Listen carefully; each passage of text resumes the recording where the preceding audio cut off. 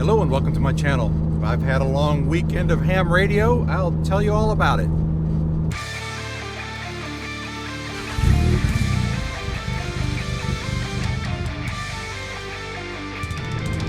Welcome back and thanks for being here.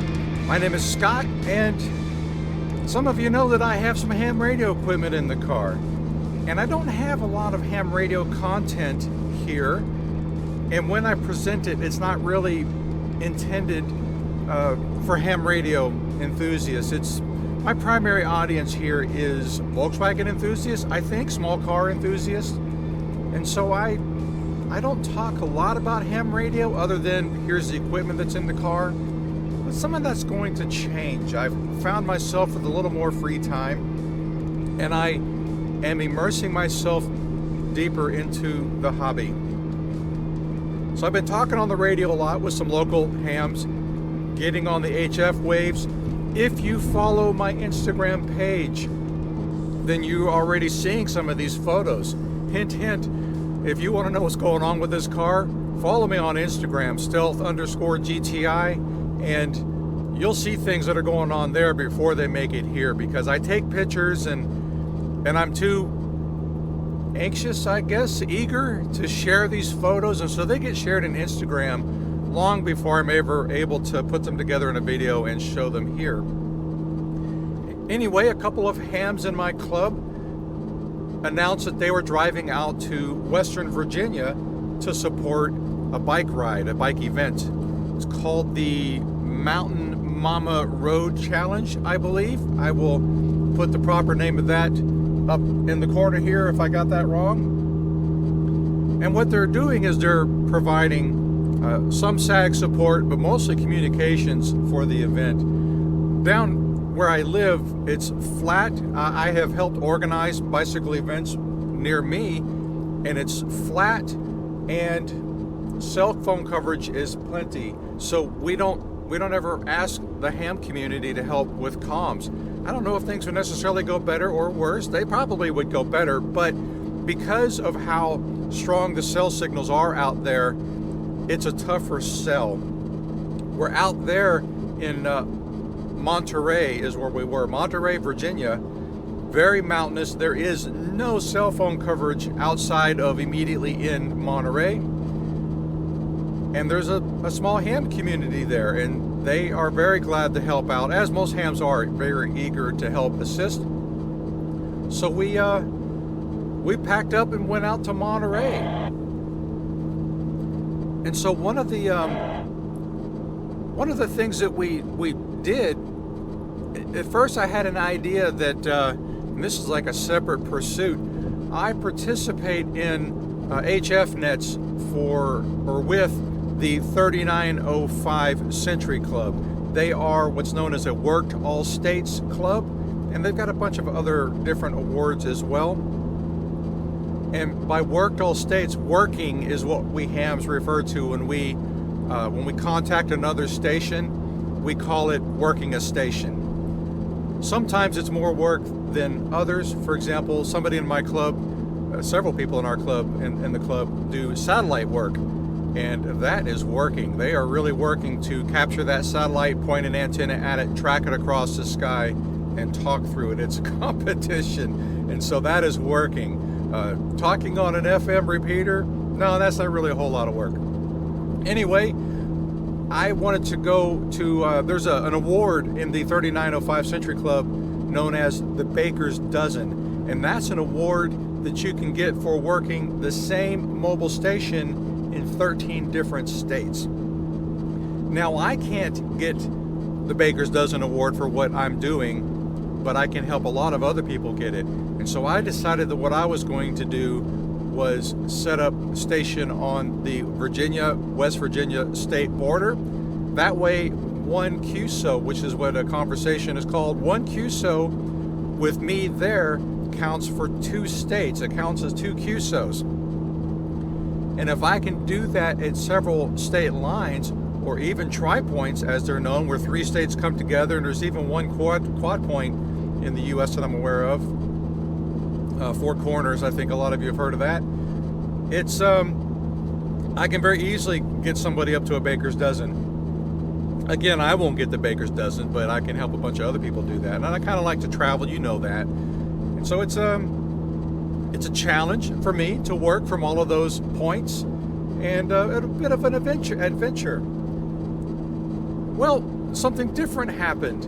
The guys that were going out there, they had already made plans to work from a summit. Spruce Knob is the highest point in West Virginia, and so they were going to do what's known as Summits on the Air, or SOTA. Well, I've been interested in doing what's known as Parks on the Air, POTA.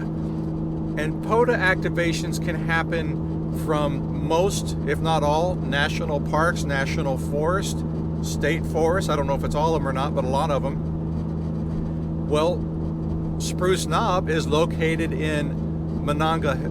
I always mess that up. Monongahela.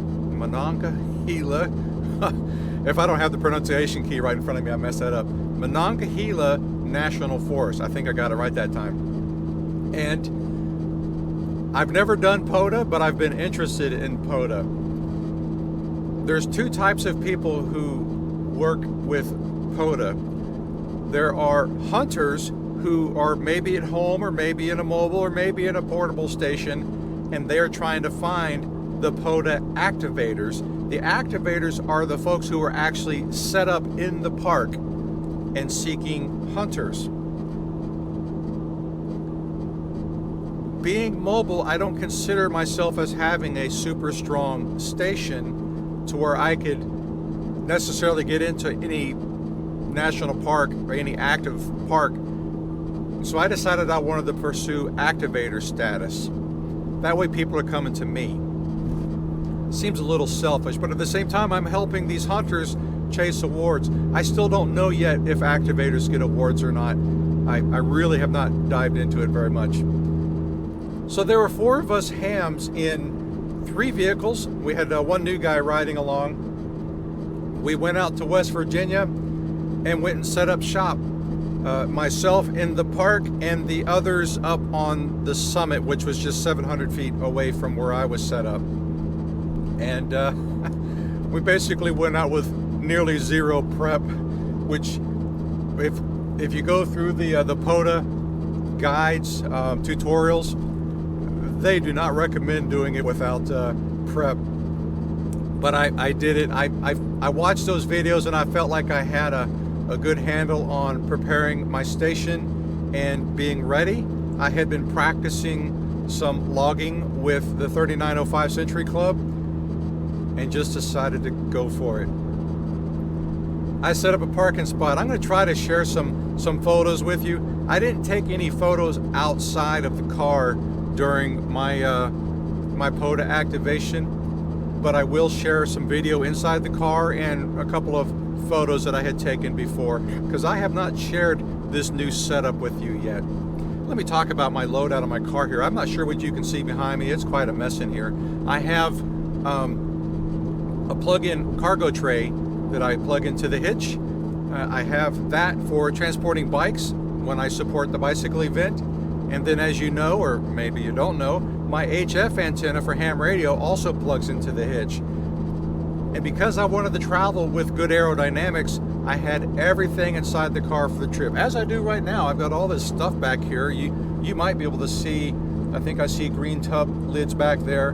The new capacitance hat is back there. You might be able to see this big aluminum array back there. It's wrapped in a towel. My bags, the antenna is back there, the cargo thing is back there, and of course you might be able to see my refrigerator right there. Refrigerator definitely came in handy for having food and drink up on the mountain. Anyway, on to the activation. One of the benefits, as I kind of suggested, a limitation of working mobile is the signal is not as strong.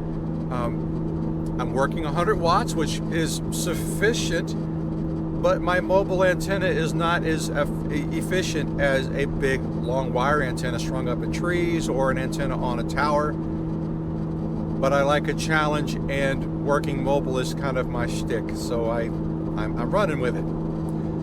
The benefit of working mobile is I basically pull into a spot, turn on the radio, and I'm ready to go.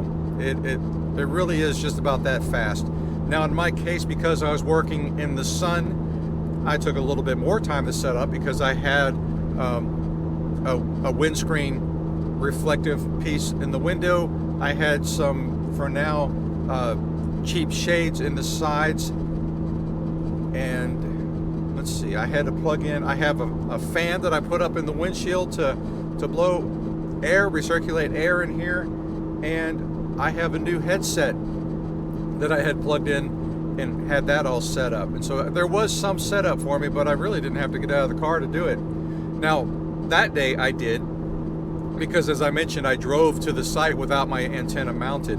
So I did get up, mount the antenna, but that takes 5 minutes now. I can get it done in less than 5 minutes these days. I've changed the way I do things with that. So I got on the air. I started with 20 meters, which is in the 14 megahertz range. And it was, I don't know, a little discouraging. It was crowded and noisy. And the band conditions were kind of changing in there, fluctuating. That's ham radio, right?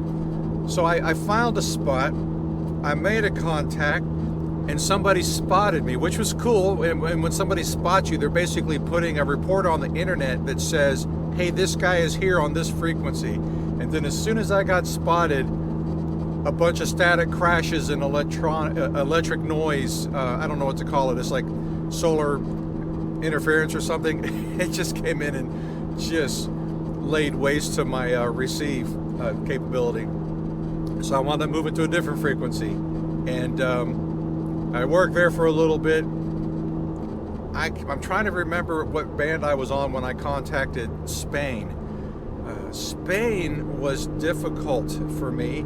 The signal was really good. He heard me and I heard him, but his accent was, I don't know how to say it, thick, sharp. He certainly had a different way of saying his letters. It was very hard for me to pull that in, and of course, I will admit that in order to hear, one only needs to learn to listen. I could barely understand him, so it took several times for me to get his call and document it, and then good, QSO in the books. If I worked in Spain a lot, I'm sure it wouldn't be a problem. I worked 5 stations, but it took probably 30 or 45 minutes just to get in touch with those 5 stations.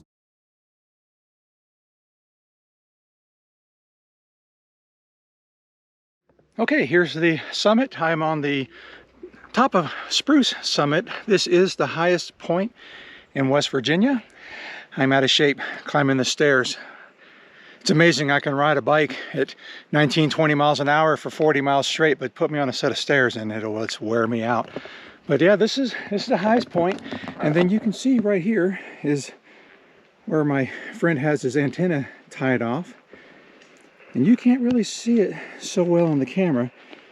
So there's, what is that, green, white? It's a white line. And then what you can't see is the black line goes all the way into the tree there and then doubles back to him. But anyway, he's down there with a portable unit, and he's got a computer that he's using for logging his contacts. And look at all these guys. Those are those European wasps. Got a whole bunch of them in the ground at home. They would make a mess of you. Thankfully, they're not guarding a nest. They're just doing some pollination stuff, so they're not interested in hurting me. I am less than a foot from them, this camera is anyway, but I'm going to move on before I irritate them. Once I got on 40 meters, everything changed. I made 1 or 2 contacts. I wound up talking to a station in Slovenia. His station was strong. He had a beam. I can't remember the signal report that he gave me. I'll stick it up here. I was pleased with that signal report. His signal was killing me, probably a 5.9, which is solid copy for those of you who don't know what that means. Again, I got to give all the credit to him and his beam. Last I recall, I've talked to Slovenia before. I think that's about 5,000 miles. I'll mark that up here in the corner.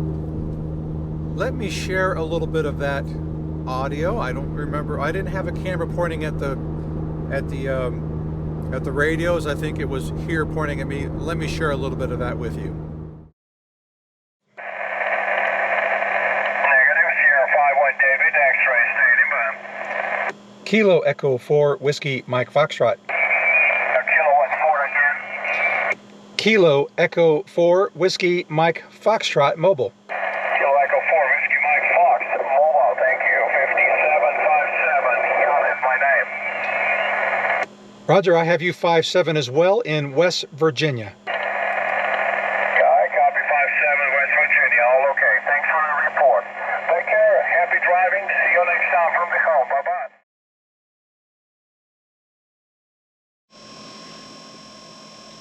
CQ POTA, CQ POTA, CQ POTA. This is Kilo Echo 4 Whiskey Mike Foxtrot Mobile, calling Parks on the Air from Kilo 0632 Monongahela National Forest. CQ, CQ, CQ, Kilo Echo 4 Whiskey Mike Foxtrot Mobile, standing by.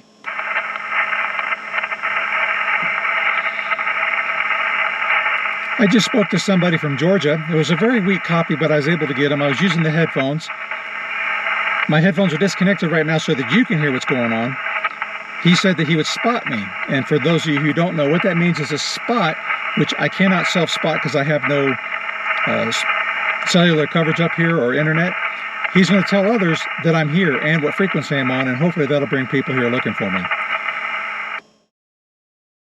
So that's basically what calling CQ sounds like on Parks on the Air. CQ is the letter C and the letter Q, but if you use your imagination, you can get that we're saying seek you. And so we're seeking somebody to talk to.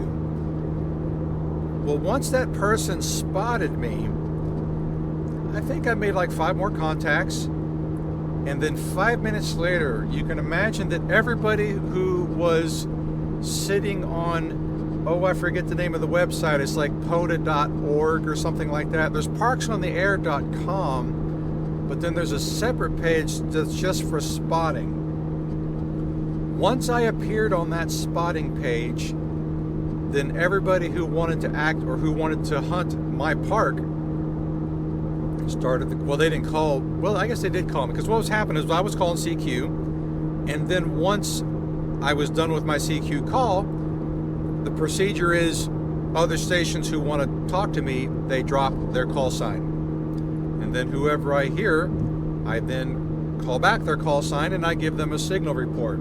Then they give me a signal report. We say, hey, we're happy, and then we move on. I say QRZ, which means who's calling me or who's next, and it goes on and on until the band conditions change or just whatever, things dry up, and then maybe I can switch back to calling CQ.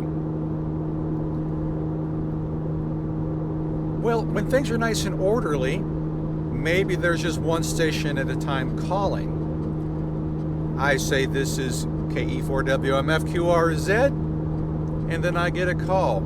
We exchange reports, and then I say QRZ, and then I get a call. Well, that isn't necessarily how things worked out. I experienced for the first time ever what's known as a pileup. And a pileup is when I call QRZ and several stations all at once send the call sign. And maybe at that point I might hear 1 or 2 letters. CQ POTA, CQ POTA, CQ POTA. This is Kilo Echo 4 Whiskey Mike Foxtrot Mobile, calling Parks on the Air from Kilo 0632 Monongahela National Forest. CQ, CQ, CQ, Kilo Echo 4 Whiskey Mike Foxtrot Mobile, standing by.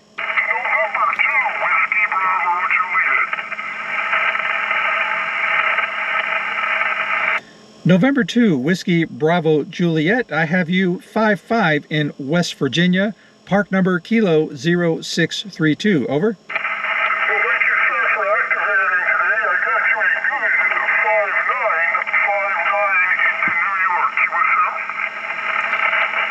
Roger, 5-9 into New York. Thank you for the contact. This is Kilo Echo 4 Whiskey Mike Foxtrot Mobile QRZ. I think I copied a Kilo 9 station.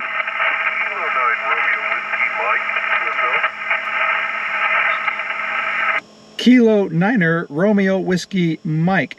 I have you 5-5 into West Virginia Park Kilo 0632 QSL.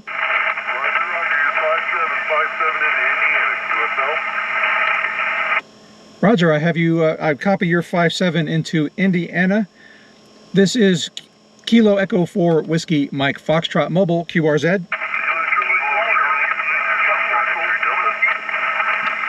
Kilo Charlie Station, please.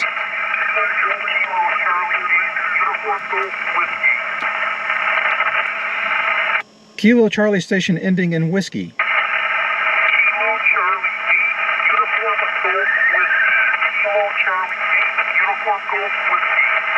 Kilo Charlie 8 Uniform Golf Whiskey. I copy you 5-4 into West Virginia. How many over?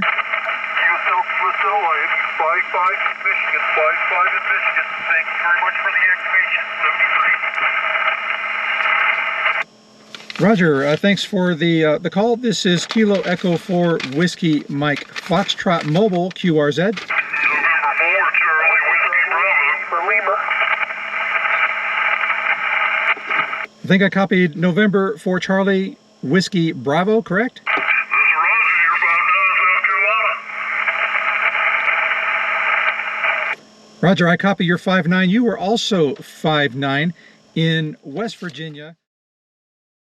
Every now and then somebody's impatient and they think I'm talking to them or they just don't care, but for the most part the bands are very polite. And if I say, well, I had a V3 call and I didn't know who that was, I'm not familiar, sorry Canada, sometimes I forget that you're up there, but I had a guy call in from Toronto and that intrigued me, so I think that was in a pileup, and so I said V3 station, say again, you know, and so everybody else held back and let the V3 station contact me, and that was kind of cool. I made, I think it was about 35 contacts in 20 minutes, and that's pretty busy. Now here's the thing, I was all set up. Remember I said I did some prep. I had the Hammers app loaded on my laptop. My laptop was right here, right in front of me. I was ready to start logging, and I just couldn't keep up. Because what happens is when the calls come in, if you can't hear them right away, if I type it wrong into the app, I'm disciplined enough to not hit the tab and move out of the window. But if I get that call wrong, because you know we hear stuff wrong all the time, if I get that call wrong, then I have to backspace, and then correct that call. Where if I'm writing it on paper, then I can just overstroke or write over top and correct it. And so I very quickly moved to paper logs. Actually, I can't say I moved to paper logs. I never got the Hammer app going. I had it up and ready to go, but I just didn't use it. And so I'll have to go in later and backfill all of my contacts.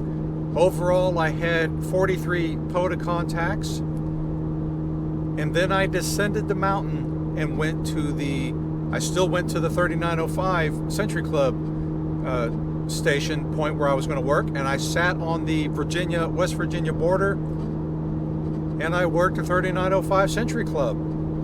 I had advertised on, they've got a groups.io page there, so I had advertised that I was going to be on the border, and much to my surprise and pleasure, I think I worked 15 to 18 stations, I can't quite recall, and that's all paper logs as well. So I worked my 15 to 18 stations on the 3905 40 meter net. 40 meters is in the 7 megahertz range, And then I descended a mountain and went and stayed in Harrisburg, I think it's Harrisburg, Virginia. Got up, by the time I got settled in there, because I don't leave my antennas and stuff out at night at a hotel, I basically unpacked. I didn't unpack the car, but I got everything expensive out of the car, and I have this little tub that I transported everything, and I'll share a photo of it. And then the antenna got dismounted and disassembled because the new large capacitance hat will not fit in the car unless I disassemble it. And so I disassembled everything, put it all in the car, and brought the expensive peripheral stuff inside, and everything else was locked in the car. By the time I got in and settled, it was 11 o'clock. Well, in order to get back up to Monterey in time to do the bike support, and check in with the comms trailer, I had to get up at 4:30 in the morning. So I was dead tired. Overall, I think the event went very well. I think it was a successful weekend for me. So now I have 43 hunters that I'm going to be able to document, and then they can pursue their awards, and I will have my first activation. I think my thought was I was going to pursue the activation instead of hunter status, and I like it. I'm basically having the hunters come to me, and I think I suggested earlier in this video that it seems a little self-serving, but since I don't have the big signal to knock my way through pileups, I wanted to make sure that there's a POTA experience for me as a mobile operator, because I'm not ever going to set up an external antenna. Being mobile is my thing, and I get that I might have a weak signal, weaker than most. And I don't know that I'm going to pursue awards and stuff like that. And so the activation gives me the excitement of working pileups, and then it allows me to help other people get the awards. We'll see how that goes. Oh, there's going to be more ham radio content coming, trust me. And I'll show you that big antenna back there. I don't know if you can see enough of it to have your interest peak, but yeah, you're gonna see more ham radio content here between POTA activations, the new equipment. I have done other things with this car that just when I thought I couldn't stuff it with anything else, there's more in the car. I'm doing digital on HF now. Yeah, stand by. Anyway, I appreciate you being here. Feel free to ask questions. I'm getting a little nerdy on you, and there's more to come. As always, I appreciate you being here, and I'll see you next time. Take care.